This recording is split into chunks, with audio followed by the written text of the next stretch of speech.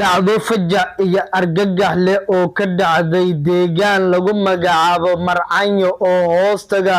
deegaanka Qayb ee gobolka Galgaduud. Hooyo iyo 3 gabdhood oo ay dhashay oo lagu gowracay halka. Muuqaalkan ayaan kugula wadaagi doonaa daawade barakac ka soconaya deegaanada hoostaga Qayb kadib shaqaaqadii halista ahayd ee ka dhacday halka. Laakiin intaan u guda gelin muuqaalka like saara, sii share garay oo la wadaag saaxiibada, boggaana follow soo dheh si aad kaga mid noqoto saaxiibada ku xiran. Mahadsanida. Aynu ku bilownee warar dhiilo iyo murugo xambaarsan ayaa waxa ay ka soo yeerayaan gobolka Galgaduud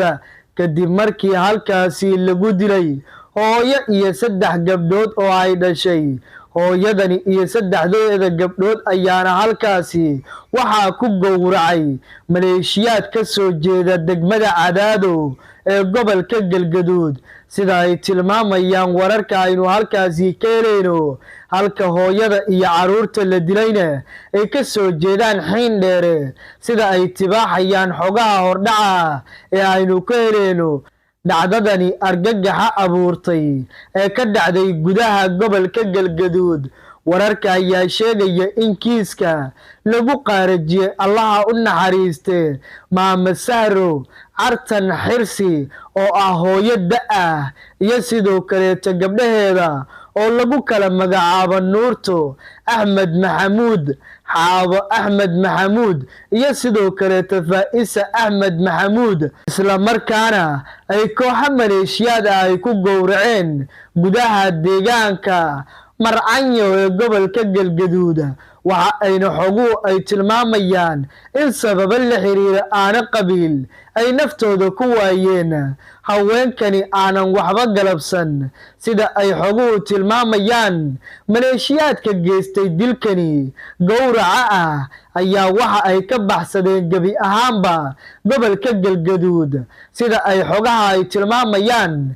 iyagoo u ruqaansaday sida wararka ay sheegayaan dhanka iyo Cadaado, kadibna kaga sii ruqaansaday dhanka iyo gobolka Mudug, sida wararka aynu ka helayno gobolada Mudug iyo Galgaduud ay tibaaxayaan. Balse wararka la xaqiijin kara ayaa sheegaya in maleeshiyaadka qaarkood ay ku sugan yihiin gudaha degmada Cadaado ee gobolka Galgaduud, halka wararka qaarkoodna ay sheegayaan in maleeshiyaadka halkaasi ay kaga sii gudbeen gobolka Mudug. Xubnaha maleeshiyaadka ayaa la sheegayaa in mid ka mid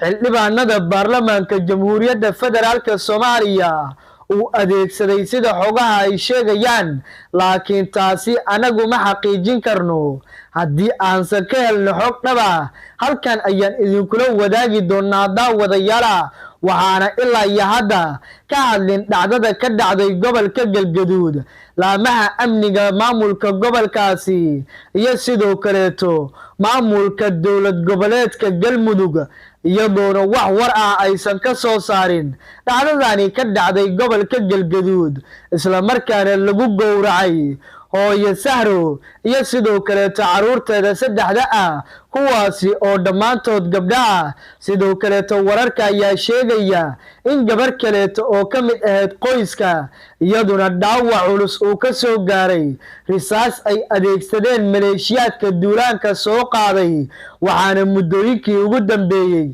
deegaanada dowlad goboleedka Galmudug ku soo badanayay dhibaatooyinka dagaal beeleedyada, iyadoo sidoo kaleeto dagaal beeleedyadani lagu arkay wax horey mamnuuc uga ah dagaalada ka dhici jiray deegaanada maamulka Galmudug,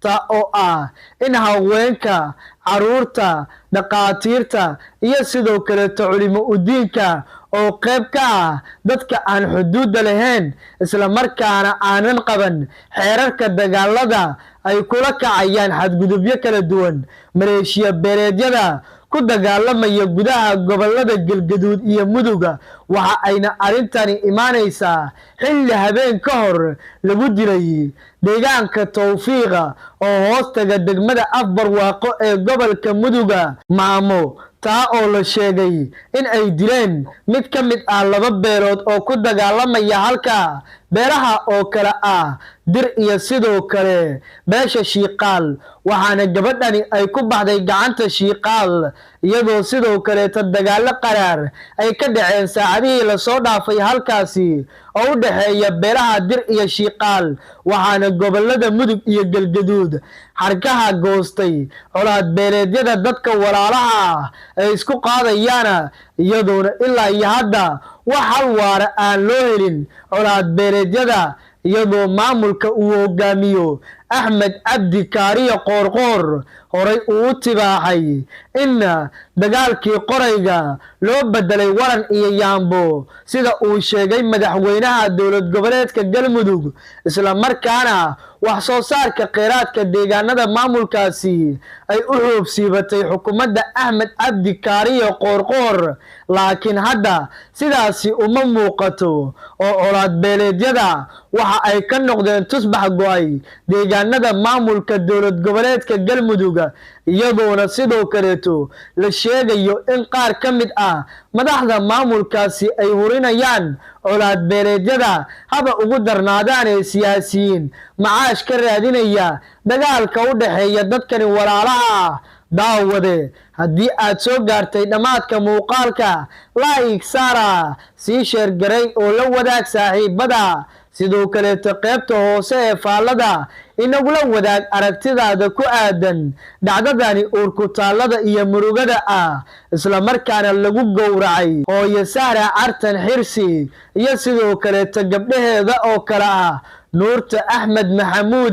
Xaawo Axmed Maxamuud iyo sidoo kaleeto Faa'isa Axmed Maxamuud kuwaasi oo naftooda ku waayay wax ay iyagu garabsan isla markaana caawa ilka u hooyanaya waxaana tani ay noqonaysaa fajac iyo amakaaga iyadoona wararku ay sheegayaan in qayb ka mid ah qayb uu ka bilowday barakacyo culus oo ay sameynayaan dadka deegaanka kadib dhacdadani ka dhacday deegaanka qayb deegaanka hoostaga ee lagu magacaabo Marcaanyo isla markaana lagu gowracay hooyo iyo 3 caruur ah oo ay dhashay daawada waad ku mahadsan tahay daawashada muuqaalkani like saara sii sheer garay oo la wadaag saaxiibada bogaana follow soo dheh haddii aad dhanka YouTube-ka inaga daawanaysana muuqaalka like saara sii sheer garay oo sidoo kale subscribe dhaho sida aad u rukumato wararka aan halkani ku soo gudbinana